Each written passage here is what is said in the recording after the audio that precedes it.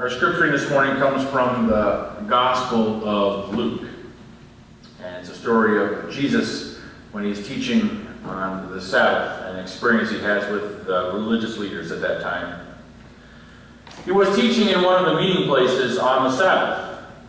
There was a woman present, so twisted and bent over with arthritis that she couldn't even look up. She had been afflicted with this for 18 years. When Jesus saw her, he called her over. "Woman, you are free." He laid hands on her, and suddenly she was standing straight and tall, giving glory to God. The meeting place president, furious because Jesus had healed on the Sabbath, said to the congregation, 6 days have been defined as work days. Come on one of the 6 if you want to be healed, but not on the seventh, the Sabbath. But Jesus shot back, "You frauds! Each Sabbath every one of you regularly unties your cow or donkey from its stall, leads it out for water, and thinks nothing of it. So why isn't it all right for me to untie this daughter of Abraham and lead her from the stall where Satan has had her tied these 18 years? When he put it that way, his critics were left looking quite silly and red-faced. The congregation was delighted and cheered him on. The word of God for the people of God. May the Spirit add an understanding to it.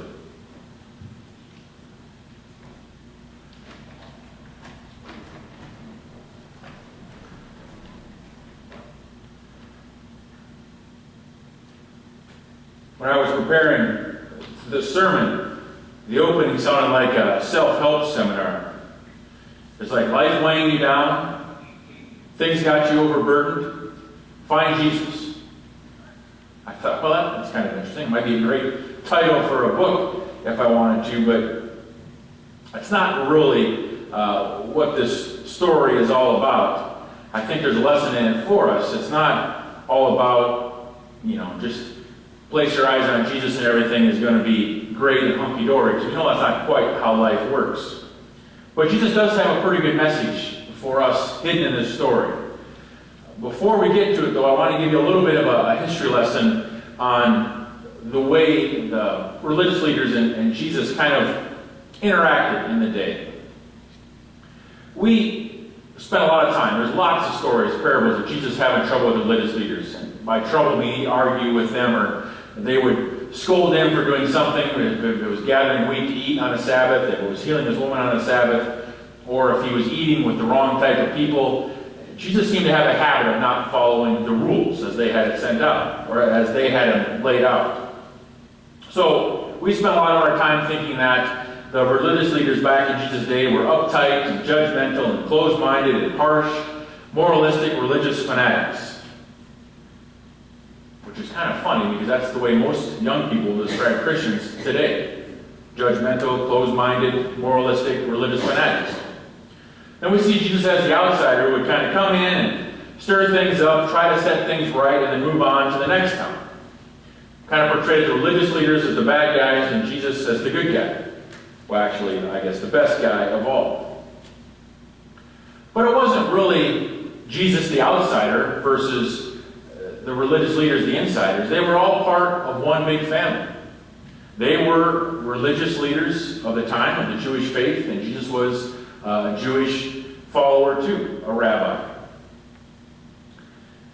These conflicts happened in the midst of a community, if you will. Kind of conversations among a family. Each one of them shared a long history of following God and trying to do what was right.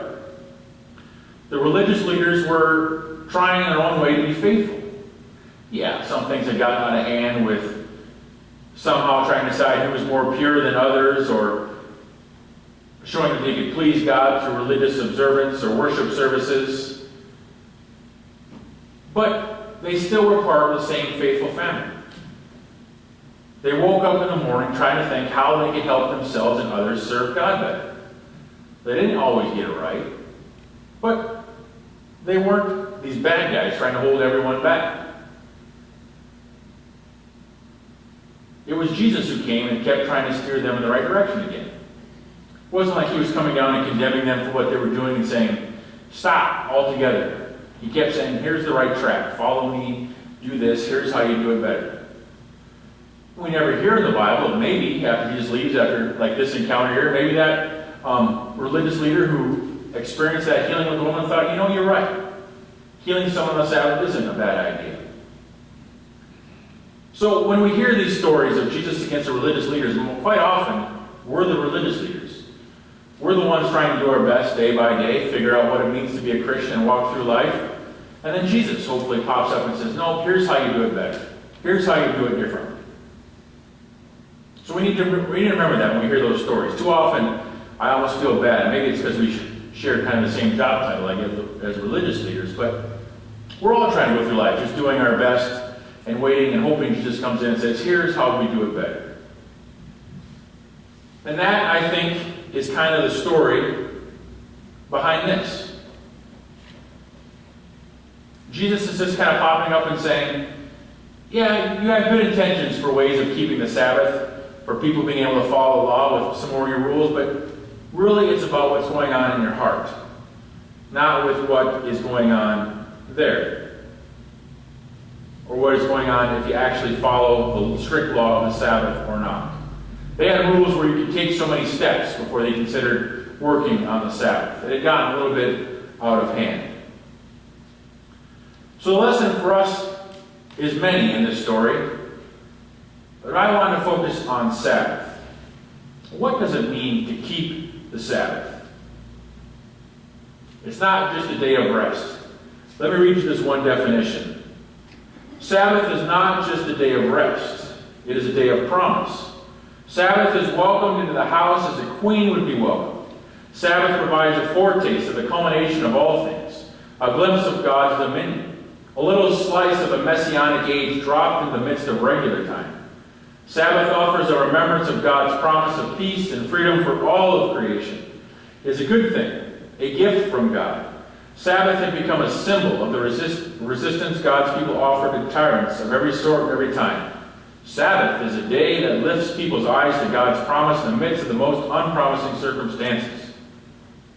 That's what today is, right? Right. Sabbath for us is not quite that grandiose. A foretaste of God's messianic promise in Jesus, a symbol to the resistance, lifting people's eyes to God's. So what do we think Sabbath is? If we said Sabbath to you, you might come up with, oh, it's a day of rest. Rest? What does it mean to rest? Does it mean I get to sit in my lazy chair for the rest of the afternoon? I have to work on Sabbath every day, every week. I don't see anyone shedding tears on that. I know it's the one day a week that I work, but it's supposed to be the Sabbath day. So what does it mean? We rest on the Sabbath. We don't do any work at all? Nothing around the house? We just find a day to sit in our pajamas all day? Probably not. So maybe they say the Sabbath is a day of worshiping God. We're worshiping, right? Worshiping God means that 1 hour we come to church on a Sunday morning, and it better not be much longer than an hour, because that's how long church services are. But is that what it means to be a Sabbath? Maybe it means it's a day where we keep holy. Well, what does it mean to be holy? Do we say more prayers? Do we not swear so much? What exactly does it mean to keep holy on that Sabbath day? I think it's easy in our lives to forget even what it means to be or have a Sabbath, a rest. A lot of times we're like that woman who's been bent over for 18 years, burdened down by so much stuff that we do that even the thought of slowing down for half a day is just a complete waste of time. Now, when we talk about Sabbath and rest, a lot of times there gets to be a sense of guilt. Because we already know that most of us are too busy anyway to really truly slow down and experience God. So it's not meant to be a message, or this lesson from Jesus isn't meant to be just more guilt that we don't have time. It's a simple reminder that God truly wants us to have time to just relax a little bit, maybe, if you will. But most of us are simply too busy to stop, to relax, to even be quiet before the Lord for even a few moments. A few weeks ago, we had a 30-day challenge to spend 30 minutes in prayer every day. In Bible reading and prayer and silence and listening. And And how many of us found that hard to do? To even find 30 minutes in one day where we can just be quiet and be ourselves with God. Too often we confuse busyness with being productive, with being successful, and being efficient. Right? If you find time to be solitary and quiet, almost it feels like, what should I be doing? It's wrong to just be sitting here doing nothing. For some of us, maybe for all of us, the whole Sabbath is just a foreign concept because we've been taught that busy is efficient and doing things what makes us worthwhile and makes us worthwhile in the community and worthwhile in our family. Just be wasting time if we're doing nothing. Some can maybe remember a generation or maybe even longer ago there used to be wash day because it literally took a day to wash everyone's clothes. An entire day dedicated to laundry and that. Every week you got to have a wash day. Well, along came a washing machine where you could throw all the clothes in a washing machine and in a half hour or whatever it would be done. What a time saver, right? So now we wouldn't have to spend all day washing, we could spend the rest of that day just relaxing. That's not what happened. There was something else to do, right? Then there was the invention of the computer, right? This could do the work so much faster. We find more free time, more quiet time, because we can work more efficiently. Now we have our cell phones. We can do our work from our home or even in the palm of our hands. We shouldn't have to go to the office as much. We should find time to do other things. But just like wash day, that time was filled up with other stuff. Yes, we could work faster, but we found more work to do and found ourselves more connected. Less time even to ourselves then, because we could always check on whatever we needed to check. It was right there at our fingertips. How many of you can just go home and turn off the radio and the TV and just be in a quiet house? I can't. It drives me nuts. Tracy will laugh at me because if I fall asleep on the couch, I always fall asleep with the TV on. I need the noise. I can't stand it to be that quiet. Even if I'm doing some kind of work for the church or for the sermon or whatever, there has to be some kind of noise in the background. Why do we fear the quiet? Something inside of us, almost something compels us to fill up every moment of our life with noise or with busyness. It's as if, like for me, maybe if I'm quiet enough, I'll actually hear God tell me what God wants me to do, and it's scary to find what God might say. Well, the Sabbath is something that teaches us we must find time to rest, to be still, to slow down and spend time with family, with friends, or with God. A minister shared a conversation once that he had with one of his parishioners. He said that one day a church member called him up on the telephone and angrily said, "I phoned you Saturday, but I couldn't get a hold of you." The pastor explained this was his day off, the one day a week that pastors get off, when he didn't time to recharge, physically and spiritually, and he always checks his messages in case there is an emergency, but he wouldn't call that person back until Monday. "What?" he said. "A day off? The devil never takes a day off," exclaimed the man. "That's right," said the pastor, "and if I don't take any time off, I would be just like him." Well, we need to make a change of our lives. We need to find time to be able to slow down, to quiet ourselves, to be still. It's vital for us in our flesh and our soul. It's so important, in fact, that God gave us a whole day, a Sabbath. It made his top 10 list of things to do. I believe it's one of the commandments. Remember the Sabbath and keep it holy. We must find that time to reconnect. There's a great story. It was a century or more ago, but explorers were going to the deep jungles of Africa, and they would hire natives of the area to kind of lead and guide them through and help them carry their provisions. On the very first day, they marched rapidly, and they pushed the natives to go farther, because they wanted as far as they could get on one day to travel along, because they had high hopes of getting there very quickly.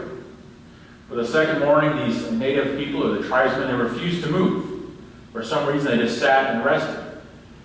When the explorers asked about that strange behavior, they were informed that they had gone too far, too fast that first day. and they were waiting for their souls to catch up with their bodies. And I thought that's a neat idea.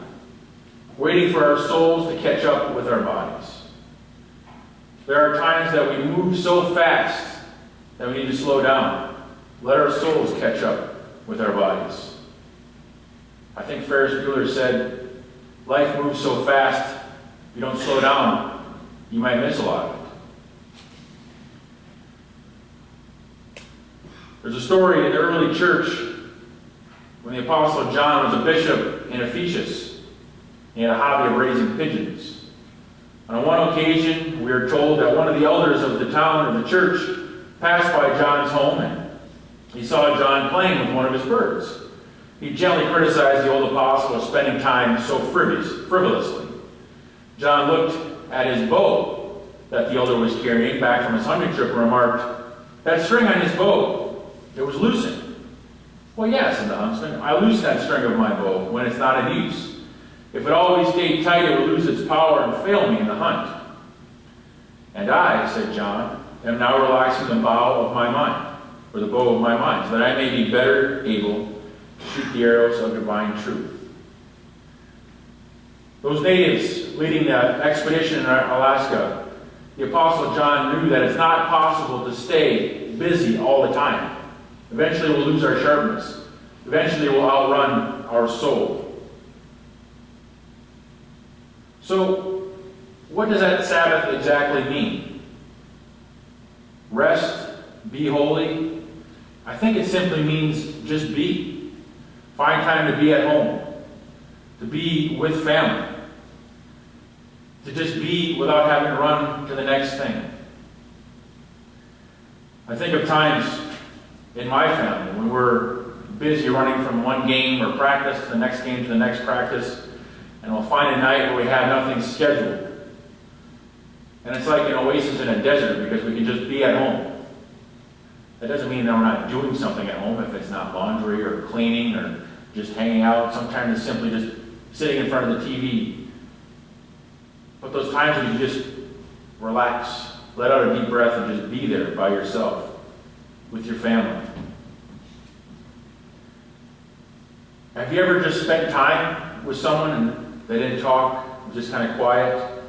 Maybe with a spouse or a friend or a family member, holding your kid or your grandkid in your arms. What does it feel like? For me, it feels refreshing. It feels almost like you have a chance to exhale a little bit.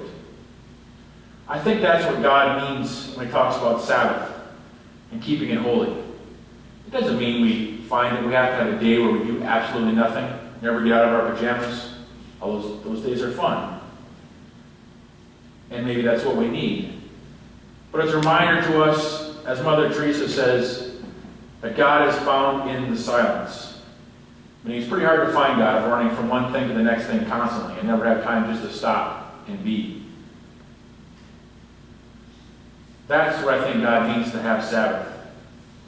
Find time to slow down. A lot of times we're overscheduled and overworked. And even the thought of saying no, or even the thought of just spending half a day doing nothing is almost sacrilegious, because I could be doing so much more with that time. Or maybe finding that time will let you be so much more productive with the rest of your time. Like that bow that is strung tight for too long. It eventually loses its spring and able to shoot. Or those African guides that got too far in front of their souls. We lose our ability to be effective until eventually either illness slows us down or we have to slow ourselves down. So Jesus challenges us, find a time to be Sabbath, where you simply can reconnect with family, reconnect with yourself, and reconnect with God. If we're too busy to find that time, then I think God would tell us that we're too busy, period. And that's not good for anybody.